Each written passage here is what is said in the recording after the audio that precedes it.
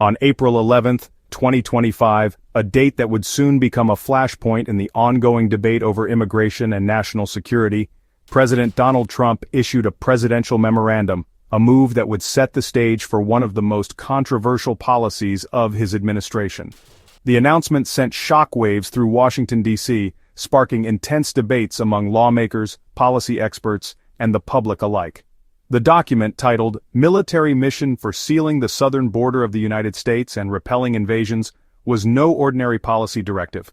It outlined a dramatic escalation in the administration's ongoing battle against illegal immigration, framing the issue as a matter of national security. With a stroke of his pen, Trump transferred jurisdiction of federal lands along the southern border to the Department of Defense, a move that was both bold and unprecedented. This decision effectively transformed these areas into military installations, granting the U.S. Armed Forces direct control over vast stretches of borderlands.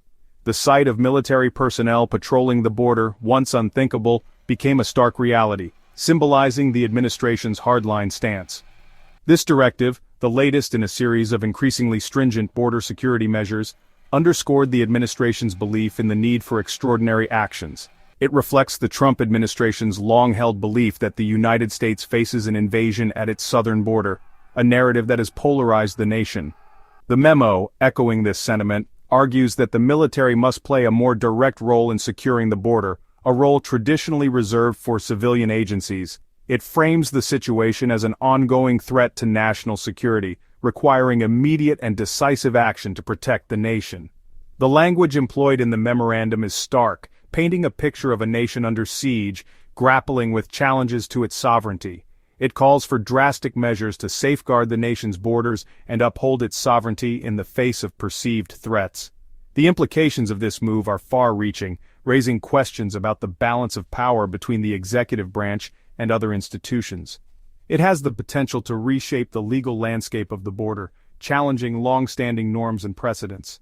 The use of military force on American soil, a deeply contentious issue, has sparked intense debate about its appropriateness and necessity. The memo has ignited a firestorm of controversy, with critics warning of its potential to erode civil liberties and democratic principles. Opponents have denounced it as a dangerous overreach of executive power, arguing that it sets a troubling precedent for future administrations. They fear it could undermine the constitutional rights of individuals and communities, particularly those living near the border. Supporters, however, have rallied behind the president, applauding his decisive action as a necessary step to address what they see as a critical issue. They argue that the measures are essential to combat what they perceive as a very real and immediate threat to the nation's security and well-being, emphasizing the need for strong leadership in uncertain times. Central to Trump's directive is the Roosevelt Reservation, a strip of land approximately 60 feet wide that runs along the U.S.-Mexico border. This narrow yet significant stretch of land has long been a point of contention, not just in modern politics but throughout its history. Its strategic location and unique designation as federal land have made it a critical area for border management and enforcement. Despite its unassuming appearance, the reservation holds immense symbolic and practical importance in the broader narrative of U.S.-Mexico relations.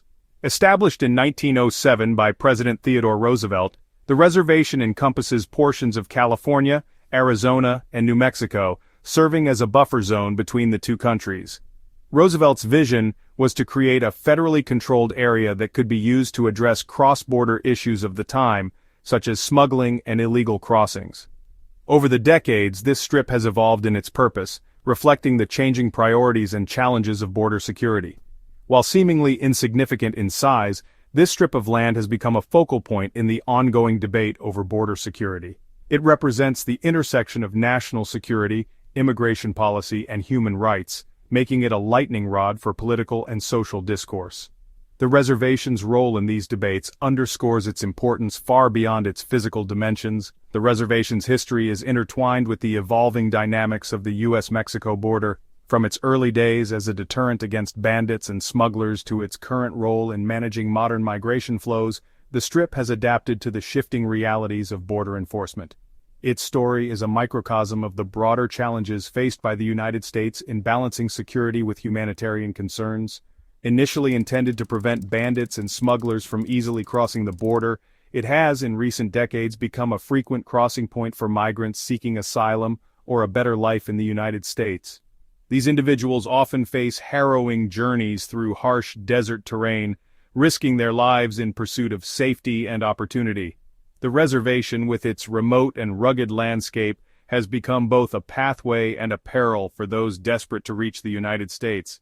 The porous nature of the border in this region, coupled with the reservation's federal land status, has made it a target for those seeking to circumvent traditional ports of entry.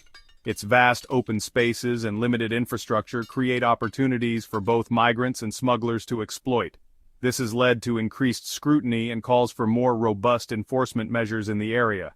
Trump's decision to specifically target the Roosevelt Reservation for militarization is strategic. By focusing on this federally controlled land, the administration can bypass some of the legal and logistical challenges associated with private property along the border. This move highlights the administration's intent to assert control over key areas of the border, using the reservation as a testing ground for its policies. By designating this vulnerable stretch of land as a military zone, the administration aims to send a strong message of deterrence to potential border crossers. The presence of soldiers and military equipment serves as both a physical and psychological barrier, reinforcing the administration's commitment to securing the border at all costs. The move also allows the military to operate with greater autonomy and fewer legal constraints within the reservation's boundaries, potentially leading to a more forceful approach to border enforcement. However, this strategy has sparked significant debate, with critics arguing that it risks escalating tensions and undermining the rights of those seeking refuge. The Roosevelt Reservation, once a quiet strip of land, now stands at the heart of a contentious and deeply polarizing issue. The militarization of the Roosevelt Reservation and other federal borderlands carries significant legal implications, effectively creating a new set of rules for those attempting to cross into the United States. Under this new directive, migrants apprehended within these designated military zones could face charges far more severe than the typical misdemeanor of entry without inspection. Trespassing on a military installation, a federal offense that carries potentially harsher penalties, including imprisonment, could become the new norm for those caught crossing the border illegally within these zones. This shift in legal jurisdiction raises concerns about due process and the right to seek asylum, potentially denying migrants the opportunity to have their cases heard in a fair and impartial manner. Furthermore, the increased military presence and the potential for escalated use of force raise concerns about human rights violations. Amnesty International and other human rights groups have expressed alarm over the directive, arguing that it could lead to an increase in the detention and deportation of asylum seekers and other vulnerable migrants, denying them access to essential legal and humanitarian protections. Section 4. Declining numbers, escalating measures. A paradox? Ironically, Trump's decision to further militarize the border comes at a time when illegal crossings have plummeted to historic lows. According to U.S. Customs and Border Protection data, migrant encounters along the southwest border have dropped significantly in recent months.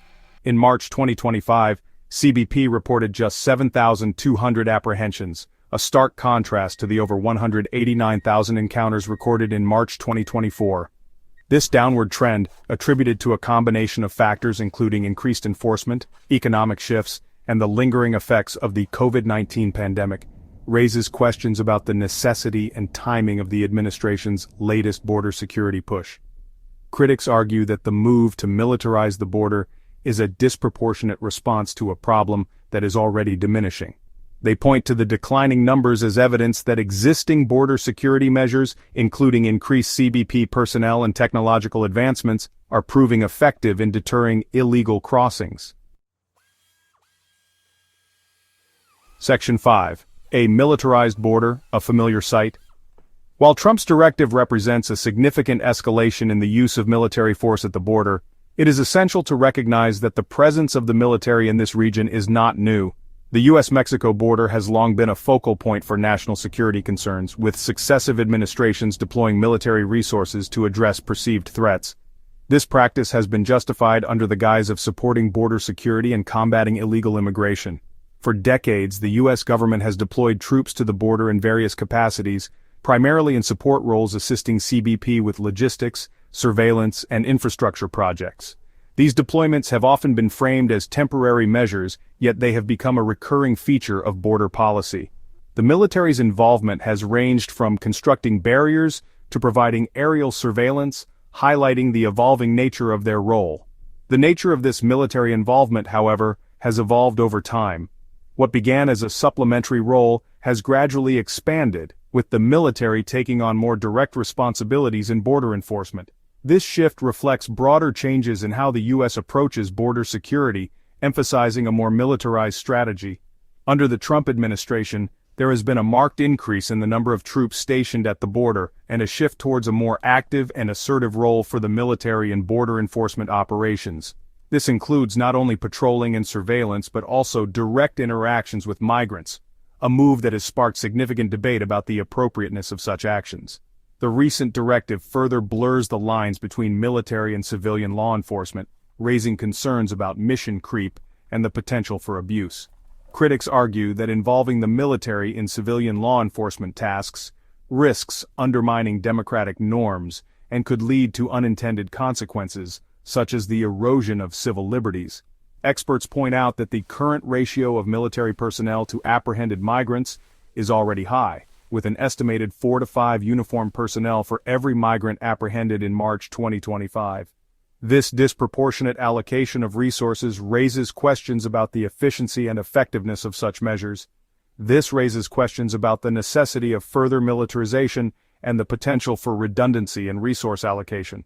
As the debate continues, it remains to be seen whether this approach will achieve its intended goals or simply exacerbate existing challenges at the border.